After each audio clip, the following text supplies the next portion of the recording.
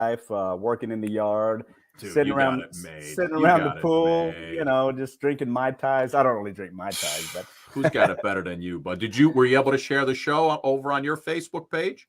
that's what I'm doing as we speak. Yeah, let's share it up. Everybody will be loading up in a second. We got a great show for you guys tonight. I'll hit the beginning. We'll get going. Jacob Tolliver is here. Yay. Sophie B. Hawkins is here. What an amazing group of shows we have this week. Richard Marks is on with us tomorrow night. He's got a new book out. We've got all kinds of people coming in. And Philly, everybody very excited that you are hosting this week. And listen, Suki takes a summer off, and that's the chance she takes, and when you're in, man, the people go crazy. Hey, you know what?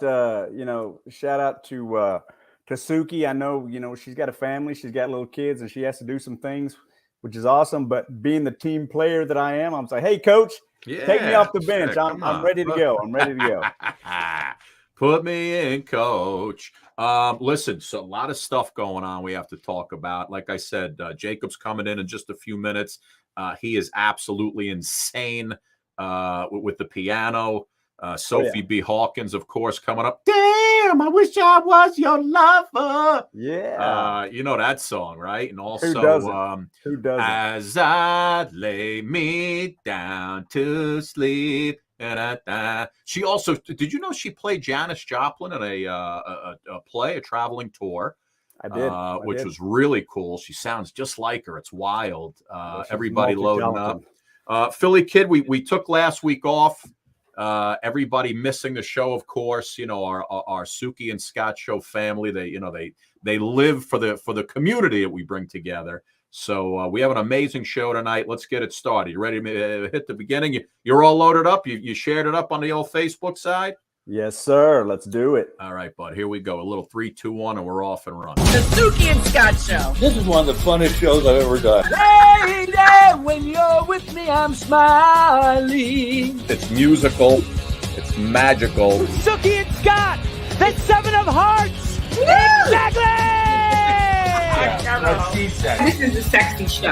Someone's getting some action. Now, these larger-than-life personalities are on an exciting new journey as they bring you the Suki and Scott Show. You guys nailed it. You're great. You ask great questions. You listen. I answered you because I have respect for you guys, and it was a question respectfully put. The Suki and Scott Show is your one-stop destination for humor. You like De Niro and Cape Fear. Counselor! Entertainment. Jesse's girl. Wonderful. Can you paint with all the colors of the wind? And optimism. You guys have such amazing energy. Ultraviolet light, it gets in there and it just fights the kung flu, is that right? Okay. Let's laugh together. We love you. The Suki and Scott Show. Philly Kid, can you imagine this is our 220th show since COVID started last March in 2020? And could you believe COVID's whipping its way back around again? I mean, it's insane, man. It's insane. Hey, man, COVID and variants and mask and let's shut down. That's why I don't watch the news. That's why I don't watch the news. I don't know what's going to happen. But, it's insane. Our governor here in the New York area, Governor Cuomo, resigned today. Nobody was more popular than Governor Cuomo when the whole COVID thing hit. Everybody wanted him to be president. Female celebrities had crushes on the guy. And today he resigned because of sexual ugliness while he was in office. And it's just the whole world is turned upside down. Thank God we have this show to make things right again, Phil. Thank God we have the show. Right. And thousands and thousands of people around the world say the exact same thing. Pretty much. Thank goodness we have the Suki and Scott Show to take our minds off of this, some of this stuff going on. Phil, did you mention we're still number one on Star, Phil? It's still the same list right there. We're still number one. Suki and Scott Show's rolling along over on Star. I just spoke to those guys today. The show is doing so well. They just added a 4th airing of the show each day because their viewers can't get enough of it, Phil. They're like 2 weeks behind us. I send them the shows they're like 2 weeks behind. So whatever runs today, we shot like 2-3 weeks ago. Right. So like the spinners are probably on today, I think. The Cupid hold back your bow. But it's doing great, man. And everybody's listen, this show is an outlet for people to come to smile for an hour and a half. But we started it when the crap hit the fan back with the pandemic. And it took on a life of its own. And we have amazing guests who come on every single night. Tonight is no different. Right. Jacob Tolliver's coming up in just a second. Sophie B. Hawkins later on. Philly, before we switch over and bring in Jacob, I want to. You don't have a boat, right? Yet in retirement. I do not have a boat at this. You don't have a boat, right? So if you were going to buy a boat, would you have like a special name for it? Like like in The Sopranos, Tony's boat was the Stugats. Would you have a special name for a boat if you were gonna? Would you name it after your wife? Would you have a special name if you were going to get a boat or no? Before I was on the show, probably not. But now I would probably name it the Suki Scott. Nice. Now that you're making the big bucks. Yeah. Beautiful. Beautiful. Well, listen, I came across a couple names that I thought were really cool in case one day you wanted to get a boat. Maybe you could copy some of these names. So, for example, the I Sheet You Not. I thought was very clever, right? A lot of boat names have the word "not" in them because of the boating knots and whatnot, right. No pun intended. Yeah. You got this one, which I thought was pretty cool, the At Sea, right? Very clever. Everybody's looking for clever names. Nice. Nice. This one I thought wasn't bad. The Whatever. Whatever. You got the Seas of the Day out of Las Vegas. Pretty clever, right?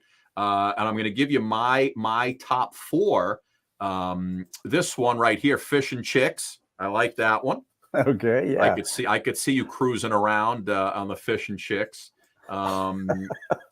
You got this is also a good one, Bowel Movement. I thought that was pretty funny, out of Bakersfield, California. This one also nice, Righteous Bikini Babes Express, which I thought was pretty cool. Yeah, there was a little thought put into that one. And then I thought the one that was probably best for you, if I was going to buy you a present, is right here, the Country Cadillac. Country Cadillac. I could see you and your wife, cruising around the lake on that one. It'd be perfect. Yeah. You never know, man. You never know. Oh, my goodness. Everybody loading up. Let's see. Jeannie's here. Anna Hoover's here. Aaron Myers, my boy David Wells, Judy, everybody loading in. Phil, listen, we'll bring in Jacob Tolliver in a second. But before we do that, the shirt you're wearing, of course, we're working with heroforlife.us. Those are our guys at the site. And it's basically, it goes to help disabled vets. The money goes for disabled vets. And it's heroforlife.us. I'll throw it up on the screen. We have our own promo code, USA1. You get 20% off all items, heroforlife.us. Philly's wearing the shirt. I got a couple that I have. They all have different logos on them. We just happen to have ones that have the same. And again, it's for men, women, children, whatever you need up there. It's great stuff. And again, the money goes to help disabled vets. Philly's got the cup. Hold on, bring you up front there with the cup. Look at you. Huh? I like it. Yeah, but, being a veteran myself, I don't take these things lightly, and I don't just throw around companies that sell veteran gear. But this one is the real deal. They help veterans, and if you purchase some merchandise from them, a portion of the proceeds goes to help disabled veterans, and appreciate you guys. Absolutely. And some of the folks like Jeannie Clay, they sent us, they got their apparel over the weekend. We put it up on the site so everybody could see it, and it's really great. But listen, I am so excited about this next guy. I have been watching Jacob Tolliver all day long. He's I'm jealous as hell, Phil. I took piano lessons when I was a kid. I stopped after 2 weeks, and man, I'm ready to, I just want to smack my parents around for letting me stop. Because he is just absolutely amazing. Check him out, and then we'll bring him in on the other side. He really, since he's a young kid, he's been doing this, and he's just he's amazing. Watch.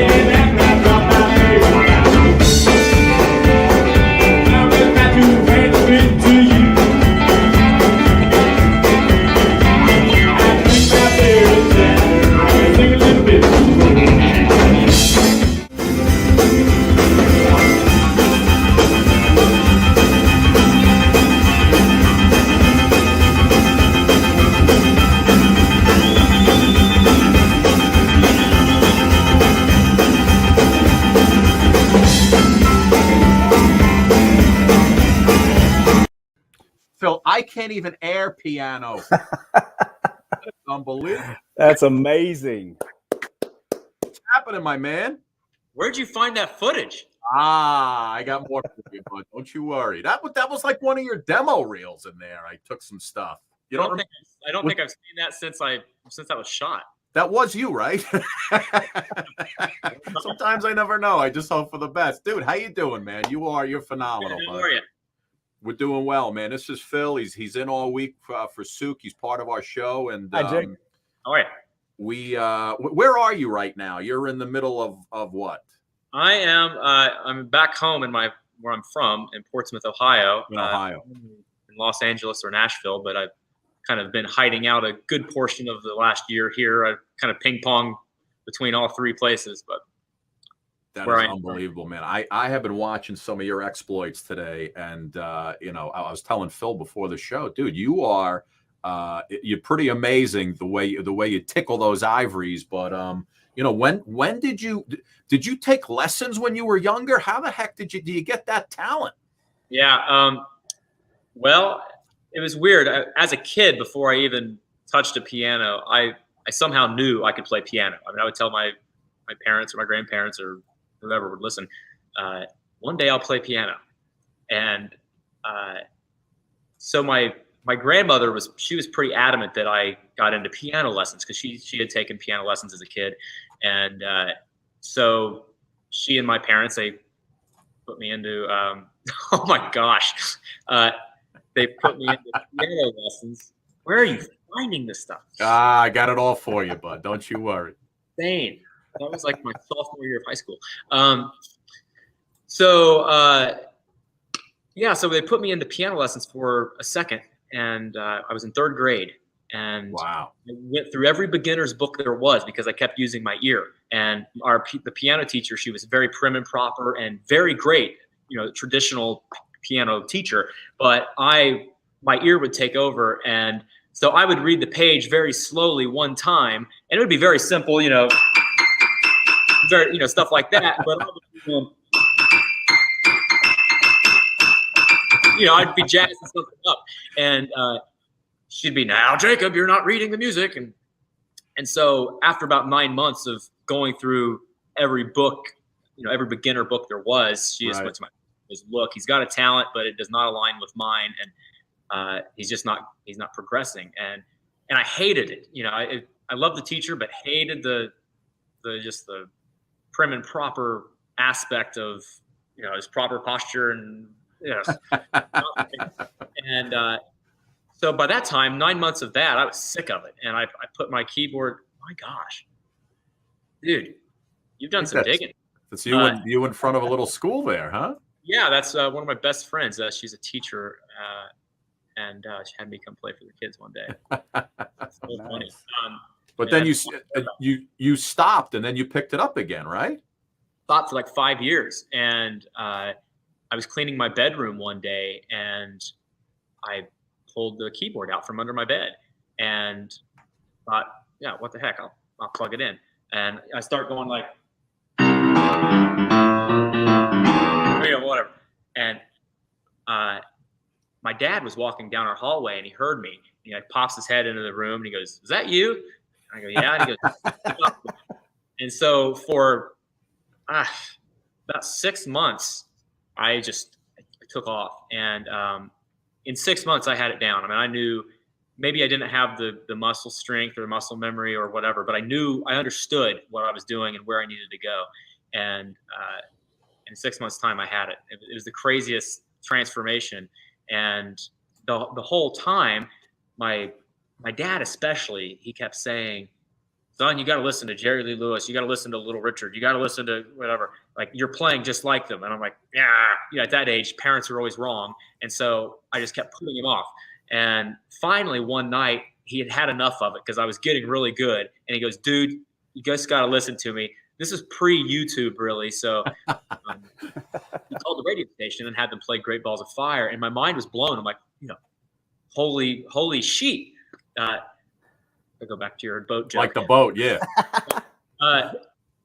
like, how in the world? I mean, it was just crazy. I'm like, I understood everything the guy was doing. And I was like, what in the world is going on here? So I started diving into Jerry, into Little Richard, and Fats Domino, and then to Leon Russell, and Elton John, and Billy Joel, and all the people. But that's how it started, and here we are. Hey, Jacob, I saw an awesome video. Of course, I was checking out your music all day today. I saw an awesome video of you playing Jerry Lee Lewis, "Rocking My Life Away" with him. He was in the room with you. Tell me how that meeting came about. Yeah, wild, man. I was in the room with him. Okay. So I was in a show in Las. Oh, it's funny. We're playing with cap guns. I was in a show in Las Vegas for 4 years called $1 Million Quartet, and oh, that's a great picture. That's James Burton, Elvis's guitar player on the left. Yeah. It's you hanging with some pretty good names there, my friend. Yeah, pretty lucky. Blessed rather. So I was in the show in Vegas, and so it was a show about Jerry Lee Lewis, Elvis Presley, Johnny Cash, and Carl Perkins. It's a real story about a night they all had just randomly walked into Sun Records, where they had all started, and had an impromptu jam session one night. And there's a famous photo, I'm sure you've seen it, a black and white photo of all four of them gathered around the piano. And the headline the next morning in the newspaper was that picture, and it said $1 Million Quartet. So that's what the show was about. Love that shot. So anyway, during that time, they had heard of me through the show, and then I'd had a video go viral, me in a hardware store playing piano. And wait. Do you mean? Oh no, I know that the hardware spot. I think I took a different one. I know you love this hardware store, but I know you did the Great Balls of Fire in the hardware store that went viral, right? It got like 1.8 million shares type of deal. Yeah, it's like 1.8 million shares, and this was this was before Facebook had view counts. So right. Lord knows how many views it has. Right. I did the math the other day with the video you were previously talking about of me at Jerry Lee's birthday party playing "Rockin' My Life Away," and it shows both views and shares. So I did the math and put it over. And if the math's correct, maybe the algorithm's different now, but it's something like 90 million views. If that's 90 million. Oh, wow. That's insane. Well, you being safe, that was safe math. Like the math, what I really ended up with was like 110 or something. Yeah, well, you do pretty well at this hardware store. Take a look at this for a second.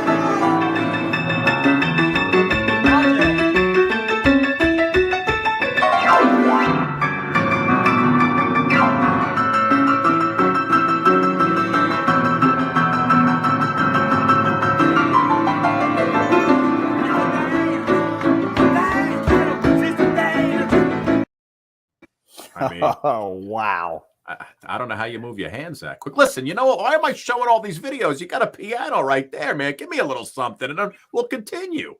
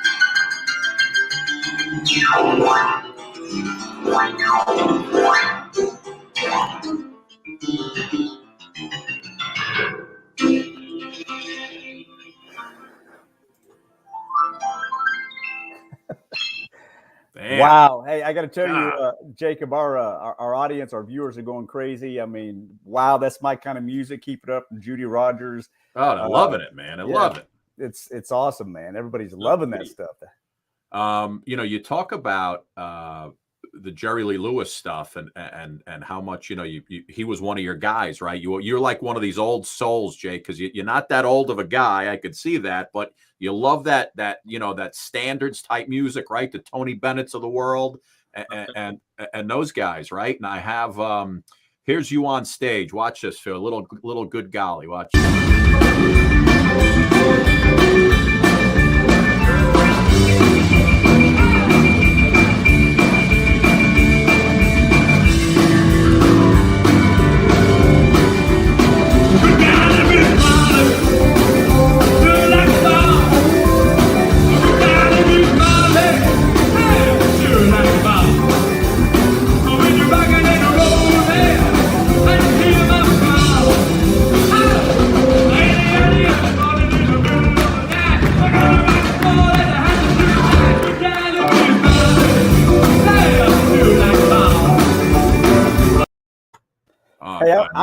Hey, Jacob, I'm going to go out on a limb and say at some of your shows, there's probably some dancing in the aisle. A little energy going on there, right? A little bit. Phil, was that you playing drums with me back there? It looks a little like Phil, man. That's very funny.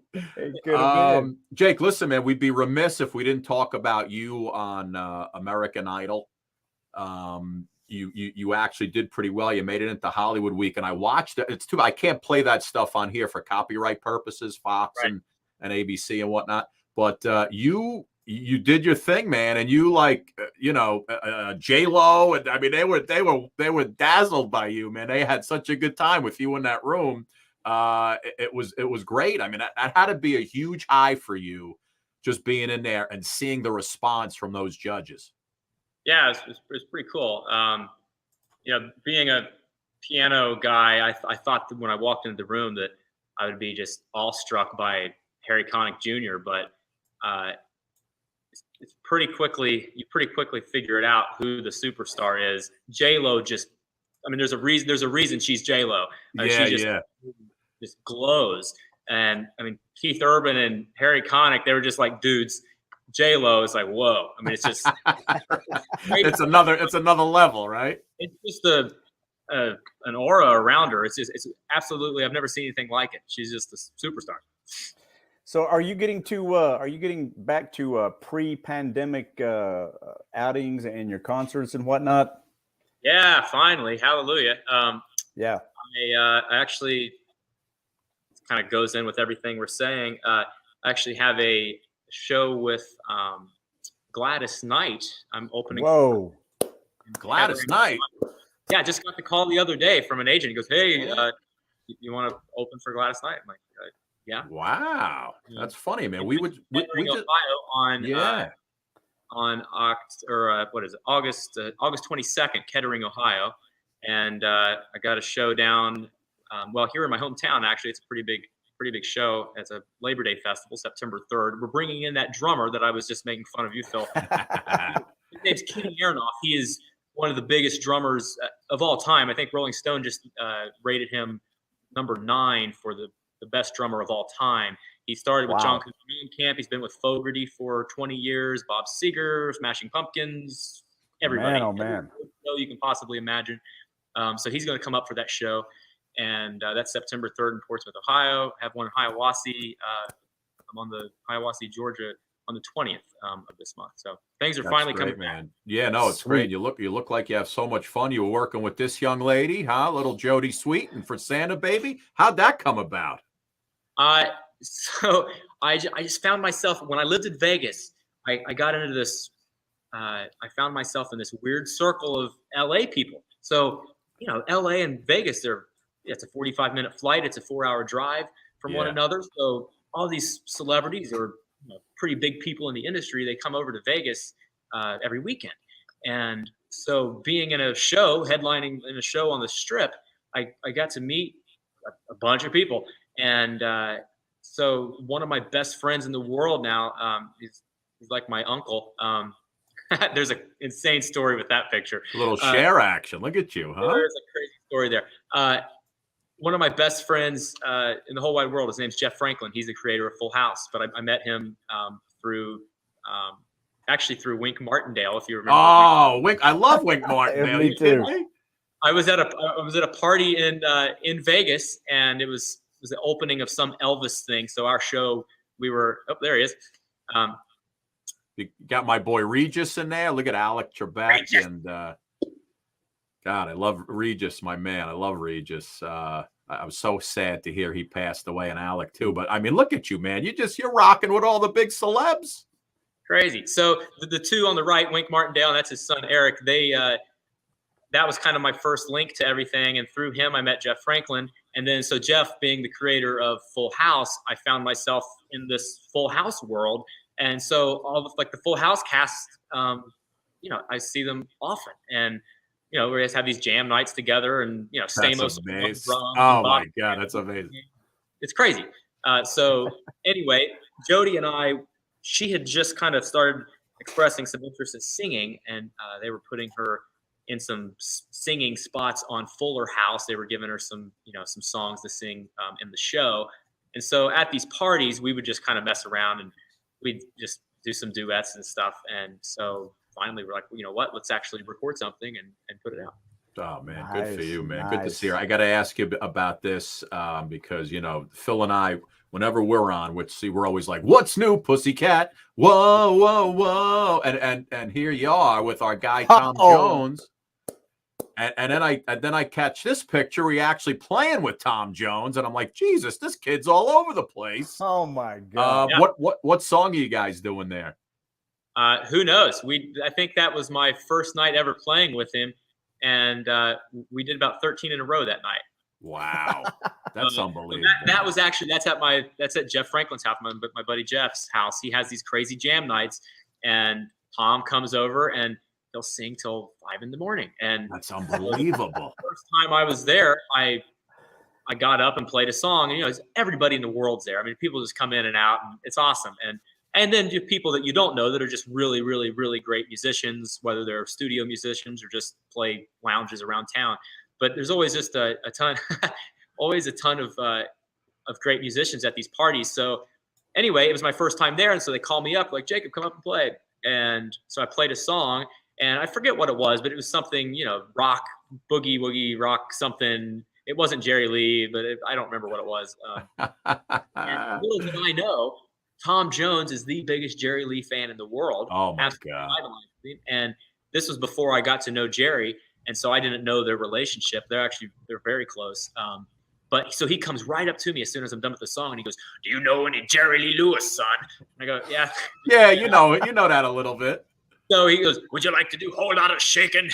And I'm like, "Yeah." So we did that, and then it was 12 others, and then it kind of became a regular thing for a while, where we would play, kind of duet back and forth. Oh, that's great, dude. You gotta get your boy on the show. I'd love to talk Full House with him, man. That would be amazing. Oh yeah, that's actually, right. That's right in our wheelhouse, man. That's our audience. Can you do a little bit more before we let you go? I know you got to do something soon. Can you give us a little bit more? Sure.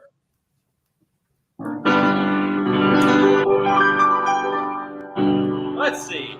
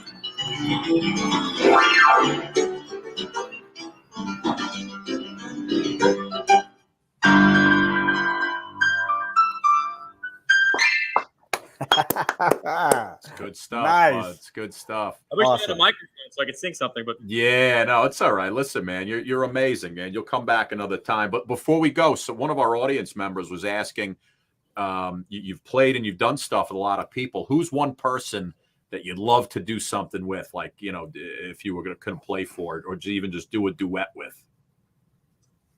To do a duet with, not to meet. No, yeah, to play with.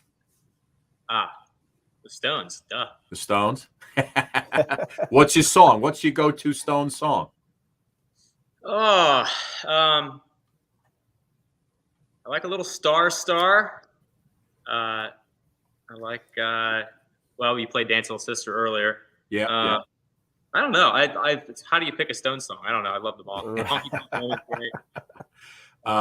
And then one more before you go. I thought this was great. You guys on the back of that flatbed. Got a girls all getting prettier close to time. Oh, they all begin to look like movie stars. Not a girls all getting prettier close to time. So when the change starts taking place, puts a glow on every face, with the fallen angels of the backstreet bars. If I could rate them on a scale from 1 to 10, I'm looking for a 9, but 8 could work right in. A few more drinks, and I might slip to 5 or even more. But when tomorrow morning comes, and I wake up with number 1, I swear I'll never do it anymore. Those girls all get prettier close to time. Oh, they all begin to look like movie stars. The girls all get prettier at closing time. I can't argue with that on that. Jacob, listen, man, congrats on all your success. Hopefully you get out there. You're an amazing entertainer, and we're happy to have you on, man. And just keep plugging. Where could our audience find you? Yeah, well, my website, jacobtolliver.com, but mainly Facebook or Instagram. It's just my name, Jacob Tolliver. Look for the one with the blue check mark. I have some personal pages that I don't really use anymore, but the fan pages, they get used, and all the latest and greatest is on there. So yeah, there's a lot to come. I got a great management company right now, and we've been working on a lot of original music. So I shall soon have an original EP or album coming out, and more in the country market. I think that's where you can place this stuff today, and beautiful, do that. So yeah, so we within the next few months there'll be some original music by old Jacob Tolliver. Beautiful, Nice. my man. Beautiful. I'm looking forward to it. When that stuff comes out, you come back on, all right? Would love to. Yeah. All right, bud. Thanks a million. Jake, have a great summer, bud. Keep doing it, my friend. You're Thanks, amazing. Jake. We'll see you. Dude, see ya. Take care, bud. Philly Kid, the guy's amazing. Wow. What can you say? Yeah, wow. What can you say? I'm inspired to blow the dust off my keyboard. Yeah, man. Come on. You got to get in there. Let me get us back up to here. Wow. I mean, how good is he? Don't you wish you could just get on there and oh my God, that's got to be the greatest thing. I've always thought that would just be so great to just be able to walk into like a piano bar and just start playing like that, and the people sit there with their mouths on the floor. Yeah.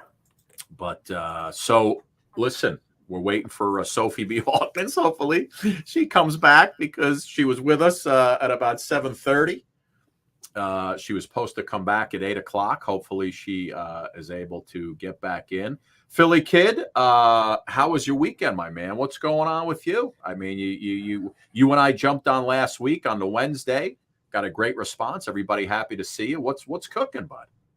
Not much, man. I my one of my sons is back in from California. He's staying with us this week, and he came in to visit my newest grandson. And so we're just doing family stuff and just enjoying life. Beautiful. Yeah, well, listen, we have again, I'd love it if our viewers, our fantastic viewers, would jump on heroforlife.us. The promo code is USA1. We've got so many great things there on the site. You've got shirts, backpacks, hoodies, cups, I mean, anything you want to get, there's something for everybody. You've got the hoodies for the kids, and it all goes toward our disabled vets. And again, it's Phil and I have the shirts. I've got the same shirt Phil has. Mine's long sleeve, but it's got the same logo. And you pray for those who are serving, and those who still are serving. And the quality of the shirts is fantastic. Philly Kid, Sophie B. Hawkins coming up in just a second. Nice. Jacob Tolliver was amazing, as I mentioned earlier. Yes, it was. This is our 220th show. So once we get to those little milestones, I love to bring in our flashback. So Sophie B. Hawkins coming in just a second, right after this phenomenal flashback. It's a Suki and Scott show. Fantastic flashback. Give me 30 seconds of Candyman. I gotta hear Candyman. You can take a rainbow, sprinkle it with dew, serve a lemon pie and give it straight to you. The Candyman can hold on, shaboing boing. The Candyman can. The Candyman can, cause he mixes it with love and makes the world feel good. Hold on. Pow, the marble's down. So what if President Obama was singing a duet with him? Well, that first of all, who can take politics, do them black and white? You voted for a guy who had a cat on his head tonight. Obama man can. Obama man can, and he did it just an 8. I made the world feel good. It's a Suki and Scott show. Fantastic flashback. It's so funny. Remember when Tommy Davidson was on last summer, and you could see the quality of the video isn't even as good based on the technology we now have. Right. All of our stuff is HD. Well, listen, Philly Kid, Sophie B. Hawkins is in the green room. I don't want to make her wait. She's very busy. I'm going to give you. Listen, we grew up a lot. Her songs. Damn, I wish I was your lover. I know you sing that to your wife every night. I know you sing. Oh that. man. And as I lay me down. We'll let her talk about it. But here she is a little bit from one of her social media posts, and then we'll bring her on the other side. Take a look. What is it just too good? Don't say you'll stay, cause then you'll go away. Damn, I wish I was your lover. I'll rock you till the daylight comes. Make sure you are smiling and warm. I have everything. Tonight I'll be your mother. I'll do such things to ease your pain.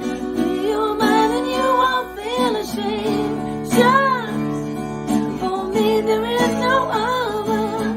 You're the only shoe that fits. Can't imagine I'll grow out of it. Damn, I wish I was your lover.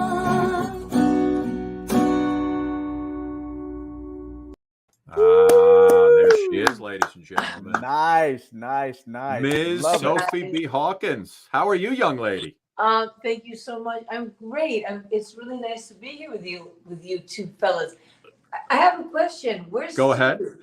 Suki, we fired Suki. She's not here with us anymore. No, I'm kidding. Cool. Suki is off this week, which we did not know.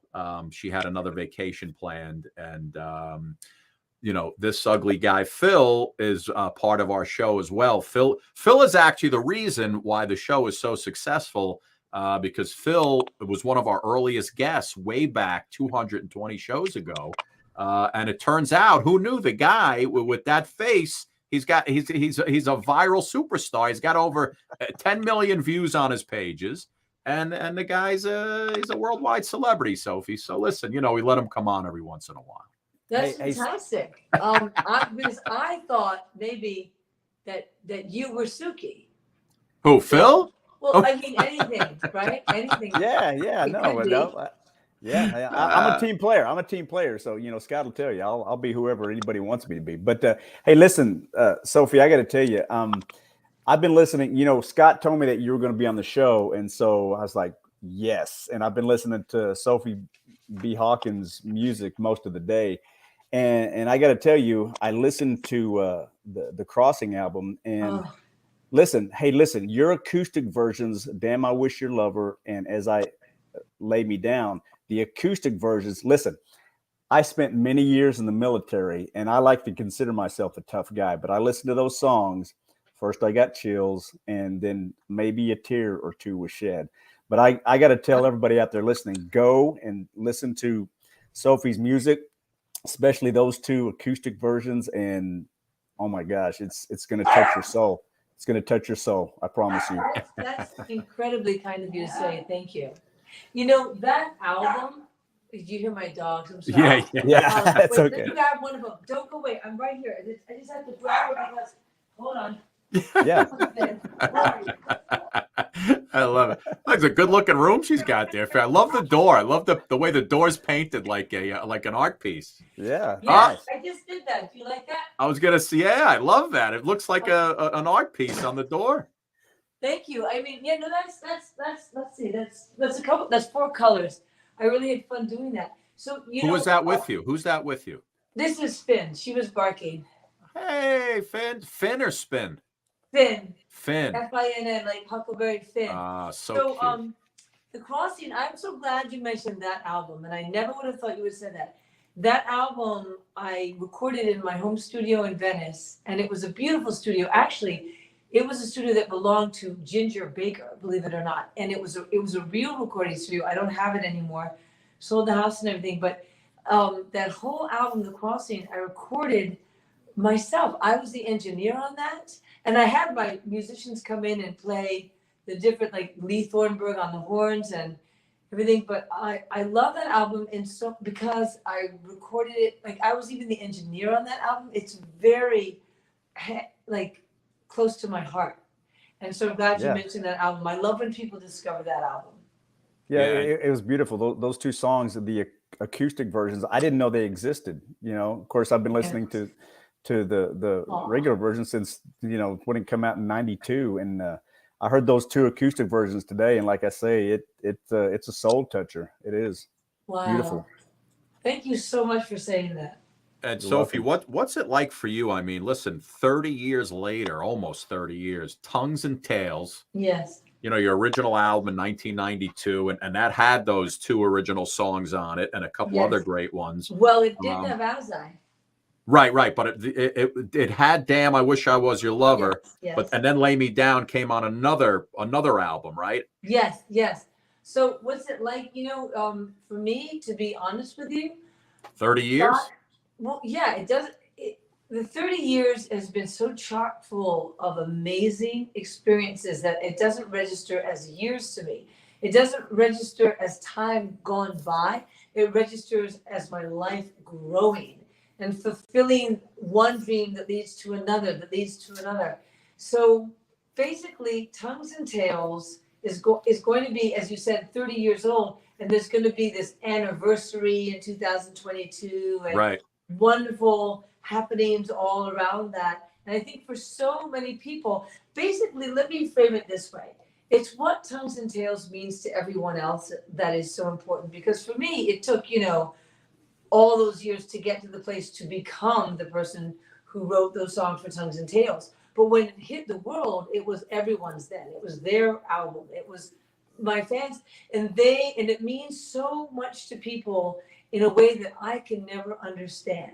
Because it hit them clean and fresh, and there was this, wow, these songs, these lyrics, this music, and I think it means so much to other people. So in a way, for me, the 30 years is a whole different story than it is for other people who got it, and it was just born then, because it was born for me when I was born. The stories that got on Tongues and Tails were 0 to 20 for me. Mm-hmm. But for everyone else in the world, it was just born then. So it's their baby. It's not really my baby, you know? But I have to say, I love every song on it so much. Every song on Tongues and Tails is completely relevant to me today. Every song, I still include as many of them in shows. And of course, as I tour next year for the anniversary, I'll be doing Tongues and Tails tours and everything. It is exciting to me. There's nothing boring about the album. and there's nothing sort of rehashed or retro or repeating in doing it. As you mentioned, Phil, the acoustic versions are, because the songs are so rich. It doesn't matter whether I'm doing it exactly as the album or not. I could be doing it, you know, on a tin can, or I could be whispering in someone's ear. The lyrics are so meaningful to me still.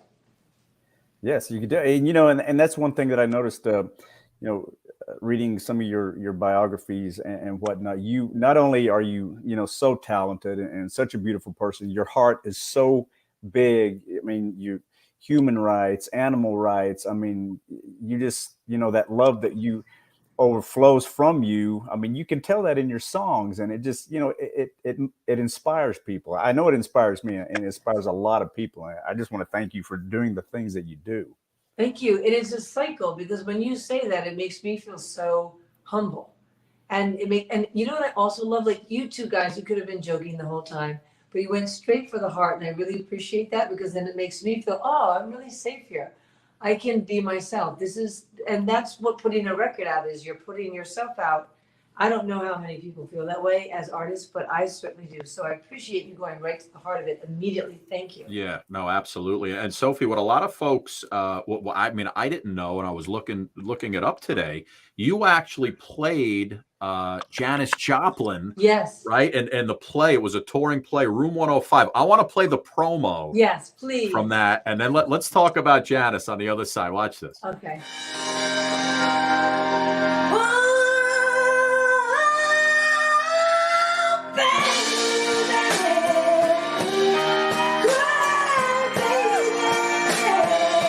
Sophie B. Hawkins is Janis Joplin. Critics rave. Hawkins echoes the fire of Janis Joplin herself, says Aspen Times.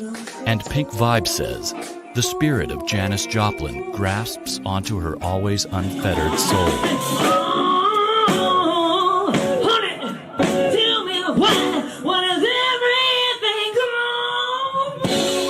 An entertaining tribute to legendary soul singer Janis Joplin.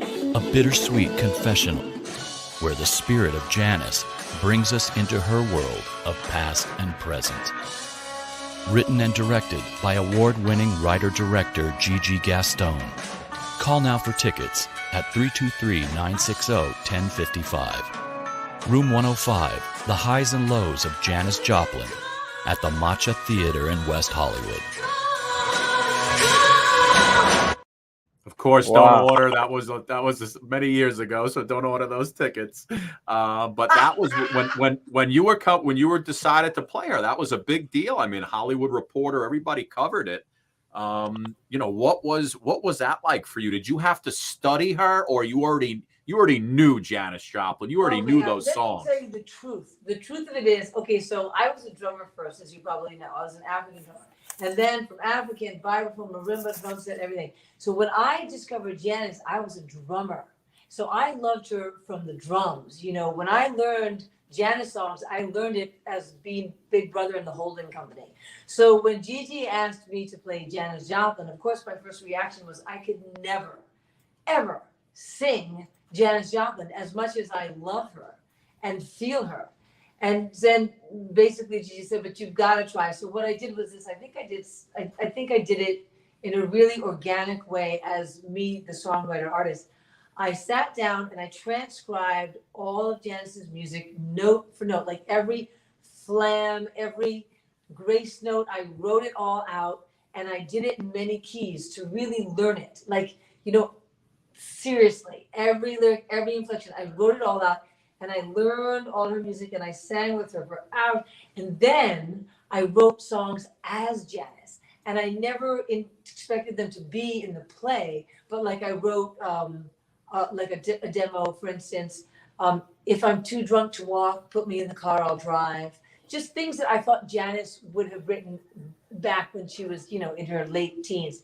And then the band would hear my demos as Janis, and they'd say, when did Janis write this? What? And I said, no, this is me being Janis, because I wanted to get inside of her. So guess what happened? So then the play started to really unfold beautifully, because I felt like I was really understanding the 9-year-old Janis to the Janice when she died. I'm not exactly remembering how old she was when she died, like what, 27? So I was really bringing her whole childhood with, I was the child Janice.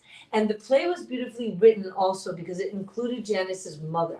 And it wasn't a puff piece. It really dove in deep to Janice's emotions and what happened the night she died, which is why it's called Room 105. That's the room she died in. So this organic performance, and then I would meditate and pray for Janice to come to me every night. And only when I felt her hands on my back did I say, okay, I'm ready.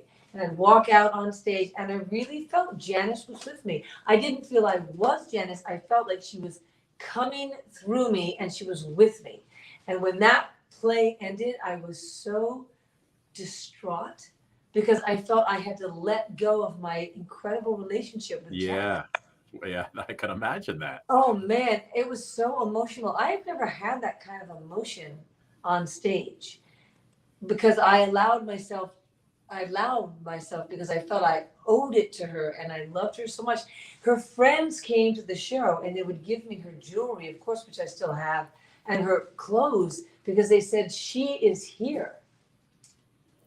Nice. That's amazing. That's great. That's great. amazing. Oh man, it was it was like being a Native American, like it was like this whole thing was ritualistic. Hey, I was that's awesome. I was reading some things about your precious children and just wondering how they were doing. Oh well, Dash was on a bike ride through Cape Cod. He's 12. He's on a bike ride through Cape Cod with 10 other boys. And that he's so happy. They have no phones, no screens at all. They're sleeping in tents and they're riding all over the damn nation. And so I'll see him tomorrow. Actually, I'll pick him up. So he's doing wonderfully. And then Esther's 6 and she's doing really wonderful too. You know how kids are. They're learning and growing so much every day. They're such my teachers. I feel like, other people go places to learn things, colleges and universities and gurus. And I really have my children. Yep. They teach you a lot. Sophie, is that a piano you're sitting next to? Yeah, I know. You got see. I didn't want to play a song on the piano. What do you want to do? You want to do anything? A little acapella? Anything? I don't know if this is going to be in tune. Do you remember the song "Lose Your Way"? Yeah. Do you want to hear a little bit of it? Absolutely. Yes. So this is what I love about this song. Okay, so Lose Your Way was written for Timber, which was the 3rd album on Sony. And this is the song that basically destroyed my career as we knew it because Sony said Lose Your Way is it's an amazing song. It's going to be bigger than As I Lay Me Down, but you have to get rid of the banjo. Get rid of the banjo. I read that. And you said, no way, I'm not getting rid of the banjo. I can't because the next thing you're going to do is put me in a short skirt. Nobody's going to recognize me. Right. And I said, and also the song and the lyrics they go hand in hand with the banjo is the only instrument made in America by slaves. Did you know that? Because it's basically an African-based instrument, and it was invented in this country. And I said, there's so much symbolism about freedom and the journey. You can't just take the banjo off. And they said, oh my goodness, can you believe they said there's no banjos in pop music? And I said, yet. Well, then what happened was now there's a million banjos in pop music. So basically this beautiful banjo, me fighting for it to be on the song was part of a bigger fight for artists to basically have their voice and not have to have 10 writers on a song. Because I write all my songs myself. Yes. The rare occasion when I write with people, and those are very wonderful experiences. But I said to Sony, you can't just get 10,000 remixers and 40,000 producers and 50,000 writers on a song. You're ruining art, is what I was saying. And don't take my banjo. So can I play a little bit? Absolutely. Yes. But anyways, it did end up being a hit anyway. It was on Dawson's Creek. That's right. Yeah, and wasn't it Party of 5 too, or no? What did you say? Wasn't it also on Party of 5 and Dawson's Creek, or no? Maybe I thought maybe it was, and it was also in the movie Bounce with Gwyneth Paltrow.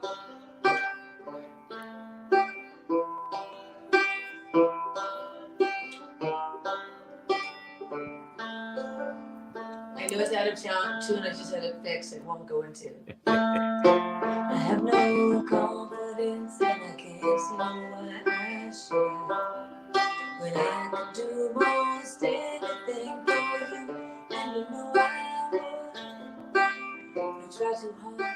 And I give up way too easily. When the run inside of you, you'll get it inside of me. Lose your way, and I will find here today. You tomorrow, let my freedom I know. I'll never let you go.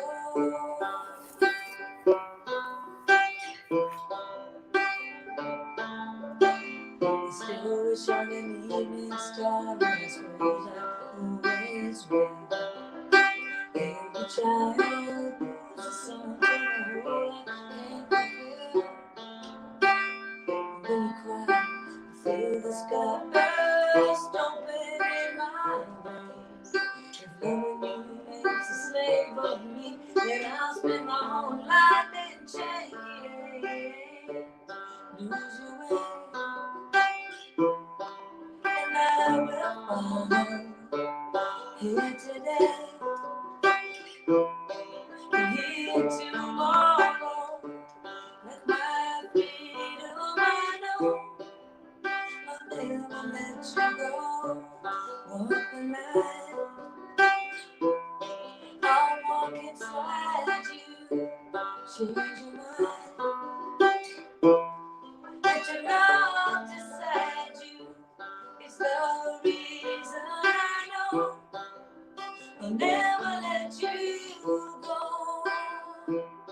Oh no, no, baby, never let me go.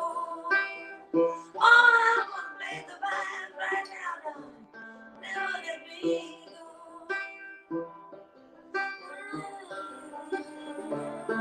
Never let me go. Oh no, no, baby.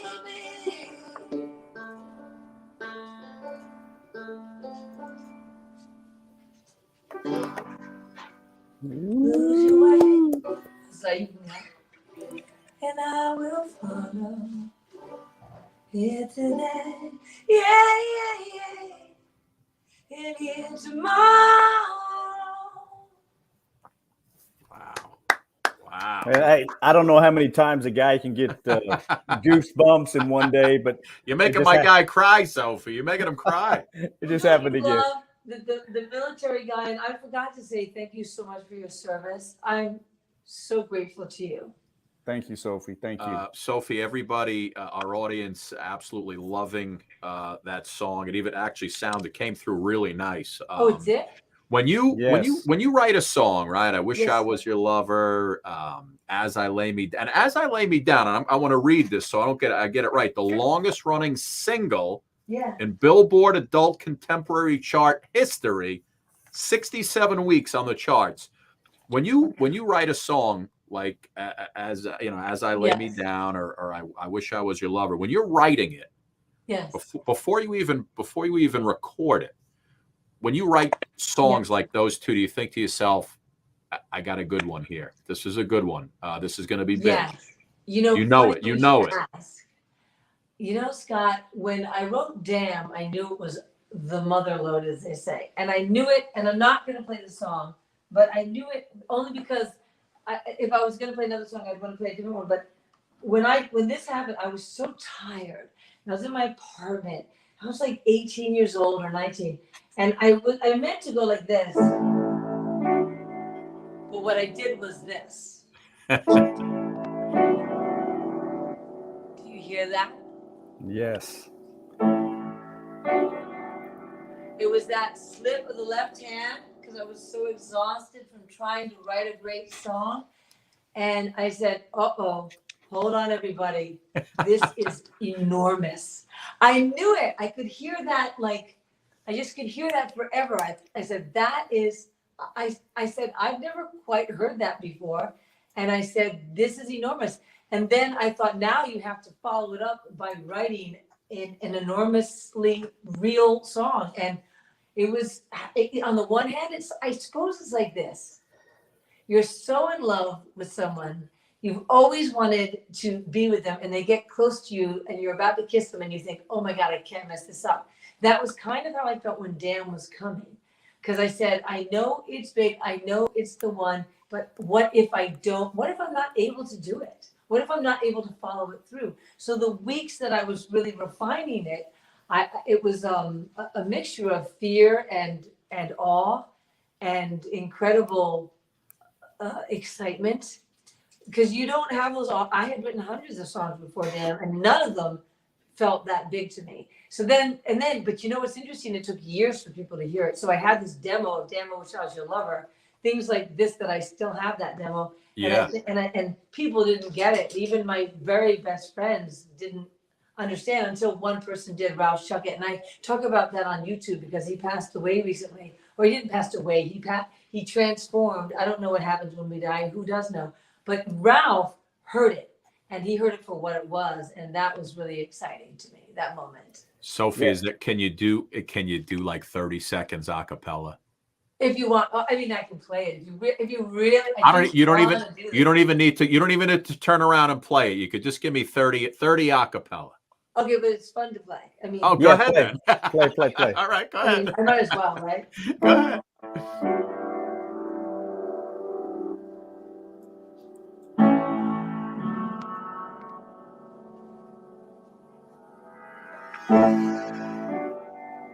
That old dog has chained you up all night.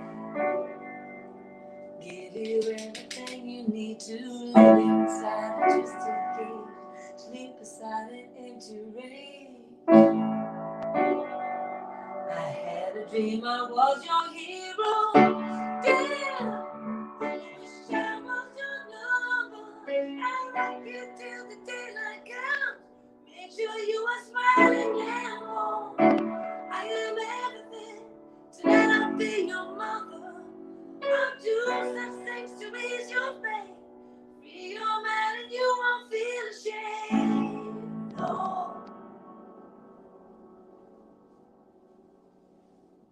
Tell you, Sophie, you know, that's one of those, the intro is so beautiful. It's one of those like of all time, you know, when you hear that bum bum, you know what's coming. Yeah. And so it's you know, it's one of those deals where you remember where you were the first time you heard it. And right. You know, I remember those years. I remember them so vividly. That would come on. I'm like, oh gosh, please, my song.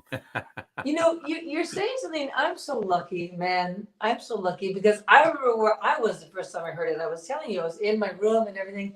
And I remember, and it was summer, and I understand exactly what you're saying. And when people say, you know, the alarm clock in those days, the radio alarm clock woke me up and those chords were playing, and I felt so close to people and I still do, when people tell me things like that.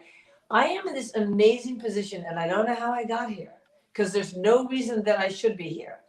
How I get to share the life of my soul with your soul. This is not usual. And yet, I don't know who to thank. I mean, God, God's great spirit. It's shocking, isn't it? Yeah, but it was definitely meant to be. I can promise you that it was meant to be. I mean, you know, I was reading the story about how you were a coat check girl. Oh, favorite job ever.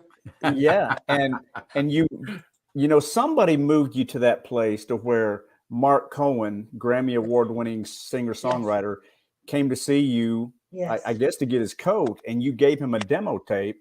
What was cuter than that? Okay, tell us the story. Okay, well, I'll tell you a bit of it because I am writing the story of it. It's a book called Come Inside My Jungle Book, and it's a book from 13 on, you know, all these amazing, fun, intimate stories. Well, Mark wasn't a famous singer when he used to come into Orso, where I was coat checking. He was a jingle singer, and I hope he doesn't mind me telling everybody this. He was like a very popular, very renowned jingle singer in Manhattan. And he came in, he met his wife early at the time. I think his wife was Jennifer, and he would meet her early. She was a great fashion designer, I believe. And so they would meet early before the theater crowd came in. He was the first guy in the restaurant. You know, of course, it was me and the bartender and the waitresses and everything. And he was a little bit, I'm going to say it, well, I was very young and good looking. He was a little bit flirty.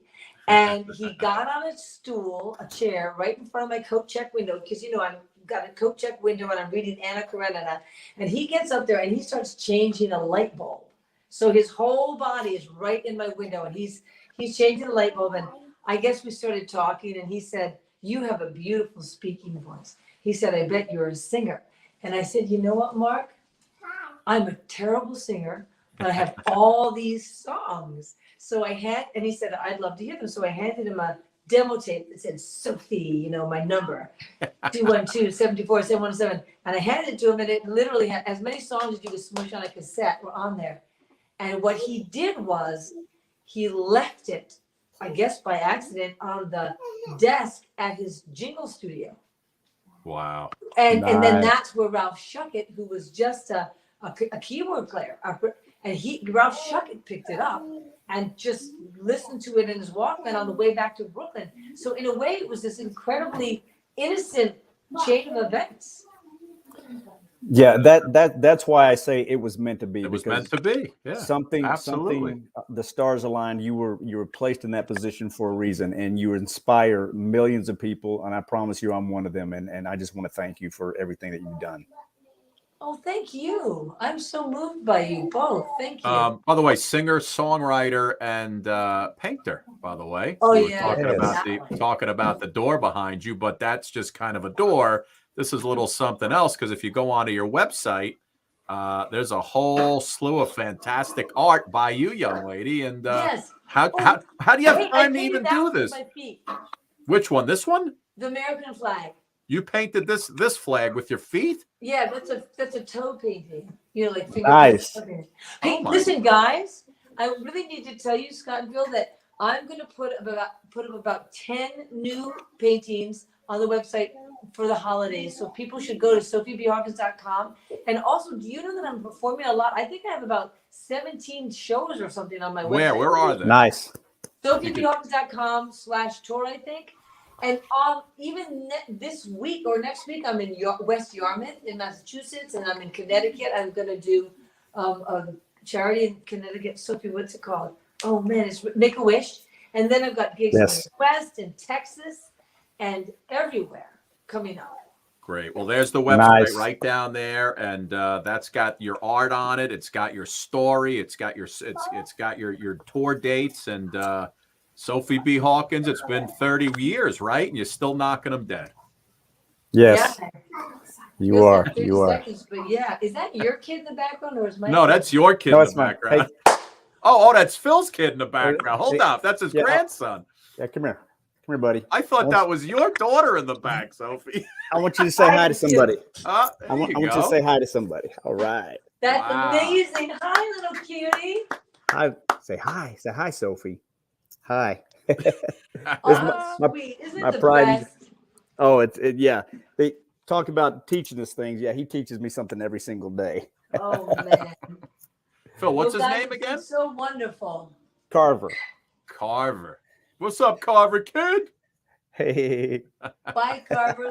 So thank you so much. I really have loved my time with you. Oh, Sophie, thank you so much. I hope we didn't keep you too long, and your kids came home. No, and, this is great. Everything's good. Now, listen, all the stuff this show will be on like 10 different streaming platforms in another 2 weeks. So you get a lot of folks seeing it, and everybody will go to your site and just everybody go out and see you again, because really you are.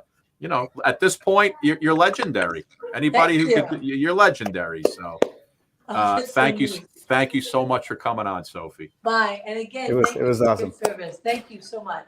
Have a great summer. See you later. Bye.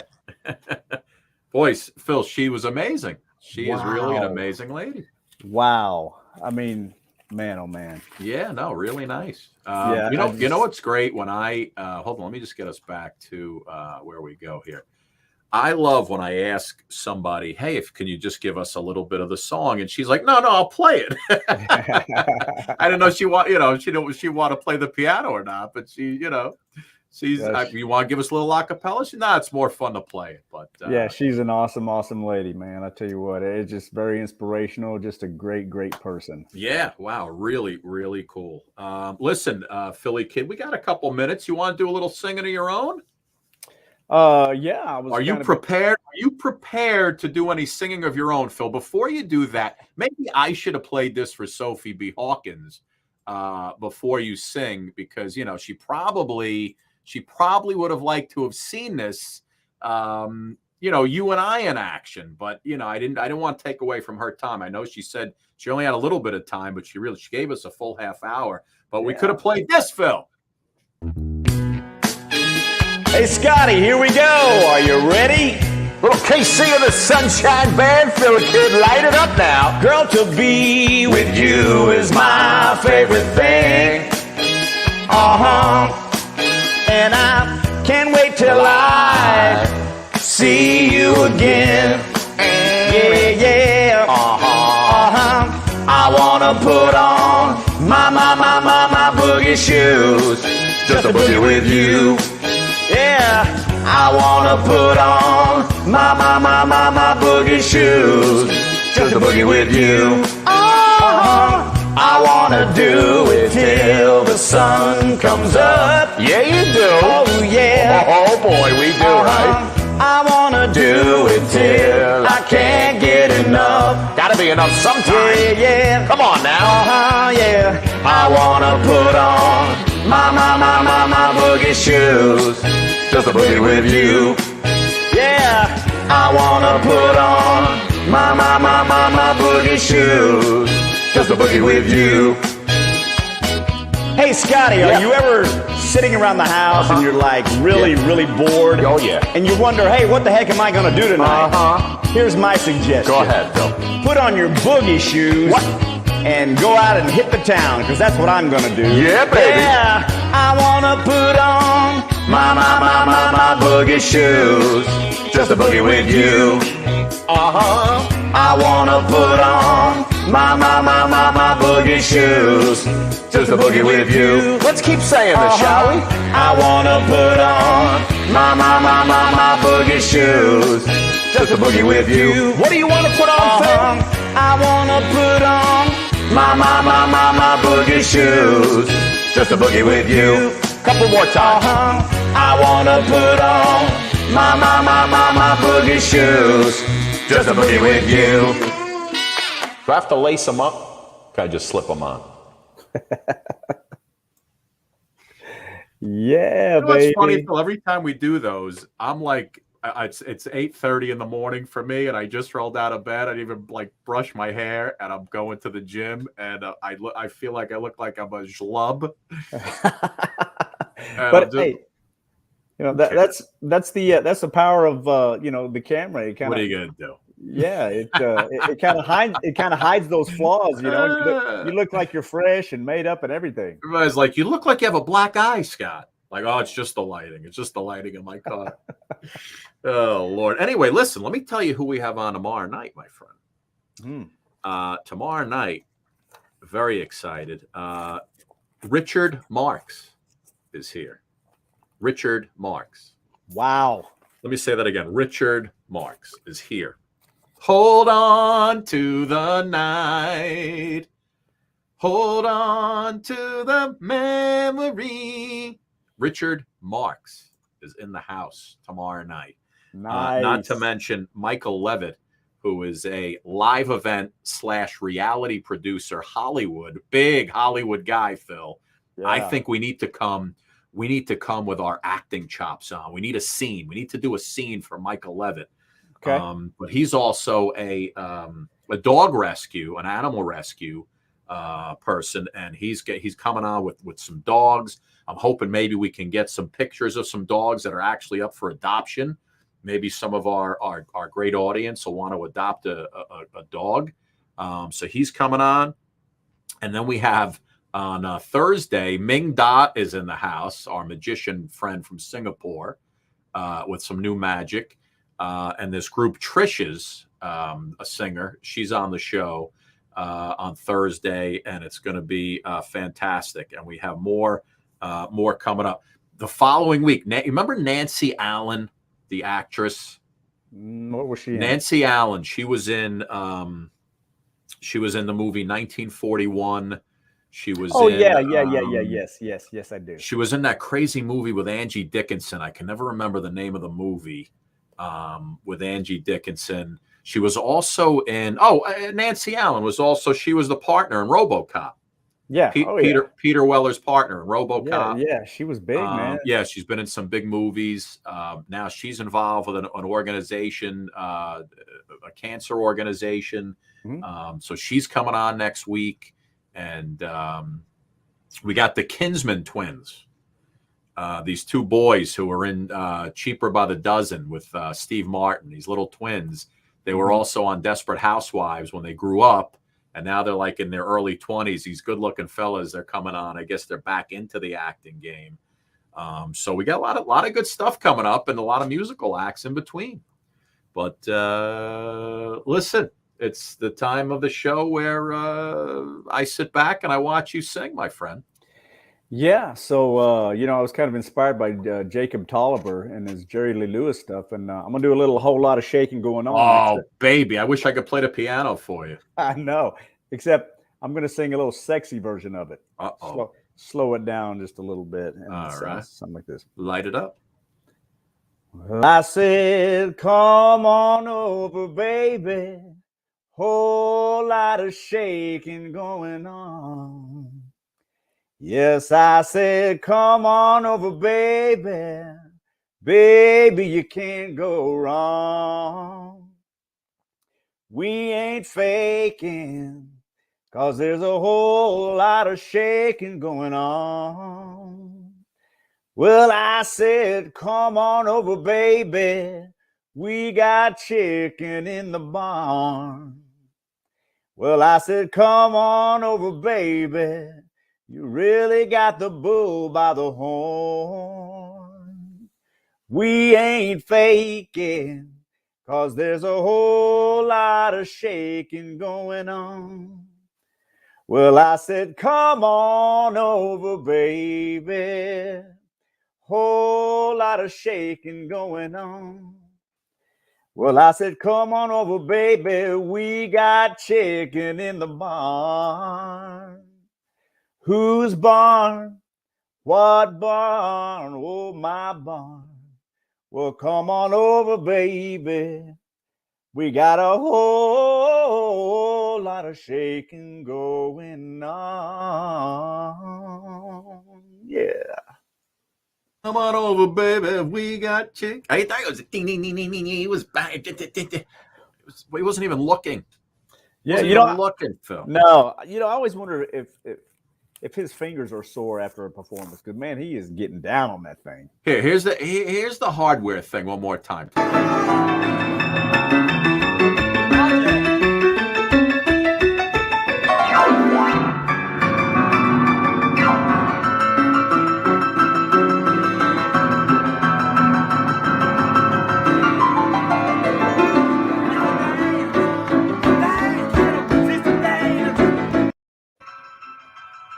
Wow. It's like each hand has to have its own brain. Or yeah. Like you're doing two different things on each hand. But yeah, no, he was great. Jacob Tolliver, Sophie B. Hawkins. What a great show tonight. Yes. Take us home, Philly kid. What do you like, baby? What do you like? Well, we're gonna have Richard Marx tomorrow. So how about Oh, baby, what do you got? Are you gonna sing for Richard Marx? Because he busted my chops getting him on. So we gotta bust his chops tomorrow night. Oh yeah, he busted my chops good. So we got to get him back. We got to get him back tomorrow night. But I want you to.